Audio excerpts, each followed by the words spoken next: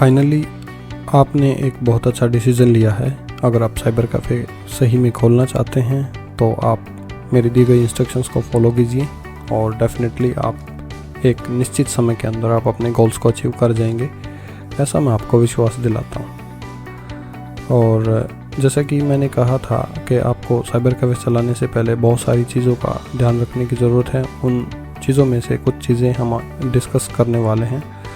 तो सबसे पहली जो चीज़ है वो है प्लेस, मतलब स्थान, किस जगह पर आप साइबर कैफ़े खोलना चाहते हैं। तो साइबर कैफ़े आप किसी एजुकेशनल सेंटर के आसपास खोल सकते हैं, जैसे स्कूल, कॉलेज या यूनिवर्सिटी है, या किसी पब्लिक प्लेस के पास खोल सकते हैं, bus stand, railway station, airport etcetera. इस टाइप की जो चीज़ें हैं इनके आसपास आप खोल सकते हैं।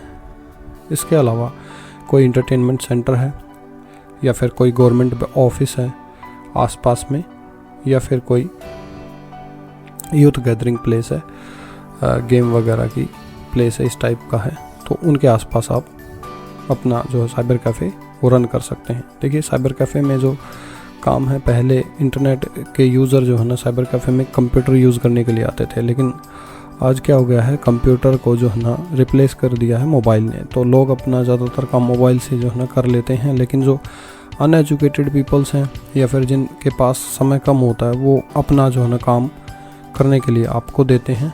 तो उस काम को आप जो है ना करके अच्छा खासा पैसा कमा सकते हैं। और ऐसी अगर किसी लोकेशन के पास आपका घर है तो ये चीज़ आप घर से भी रन कर सकते हैं। ये हैवी किराए के जगह पर आप जो है ना कम किराए वाली जगह को शुरू में प्रेफर करें। और अगर एक से ज़्यादा वहाँ पर साइबर कैफ़े हैं तो वहाँ पर जो ना आपने लोकेशन देखनी है कि कंपटीशन जो है ना कम से कम होना चाहिए, तभी आपका जो है ना काम अच्छा चल सकता है। और अगर आपकी जो शॉप है जहाँ करने वाले हैं आप, वहाँ पर अगर कोई सरकारी दफ्तर आपके आसपास है तो उस सरकारी दफ्तर में आप जाके डायरेक्टली सीधे बात कर सकते हैं और उनको उनके काम में मदद कर सकते हैं। उनको बोल सकते हैं कि थोड़ी बहुत एडजस्टमेंट करके कि आप जो है ना कस्टमर हमारे को सीधा भेज दीजिए और हम इस तरीके से आपकी मदद कर सकते हैं। तो ये सारी एडजस्टमेंट आप खुद करके और सरकारी जो दफ्तर वाले लोग हैं उनसे बात करके आप अच्छा खासा मुनाफा कमा सकते हैं। अगर इस तरीके से आपकी बात बन जाती है तो ये एक बहुत अच्छा तरीका है, इसमें काफ़ी अच्छा आपको रिटर्न मिलेगा। इसके बाद जो दूसरी चीज़ है जो आपने ध्यान रखनी है वो है इक्विपमेंट। दोस्तों, अगर आपके पास एक्स्ट्रा इन्वेस्टमेंट करने का जुगाड़ नहीं है तो आप नया सेटअप की बजाय पुराना सेटअप भी ले सकते हैं। और अगर आपके पास इन्वेस्टमेंट अच्छी है तो आप नया सेटअप ले सकते हैं, तो नया सेटअप ले लीजिए।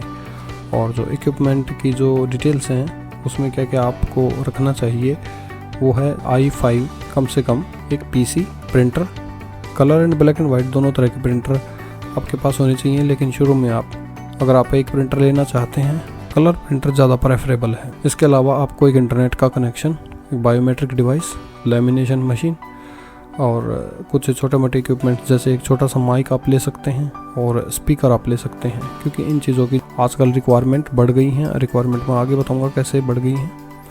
तो ये चीज़ें जो है ना आप ले सकते हैं। और अगर आपके पास बजट कम है तो i3 या ड्यूअल कोर प्रोसेसर से भी काम चला सकते हैं, बट कम से कम i3 तो ले ही लीजिए, क्योंकि नहीं तो आगे आपको जो है ना जैसे काम वर्कलोड बढ़ेगा तो सिस्टम जो है ना आपका छोटा पड़ने लगेगा, दिक्कत आएगी।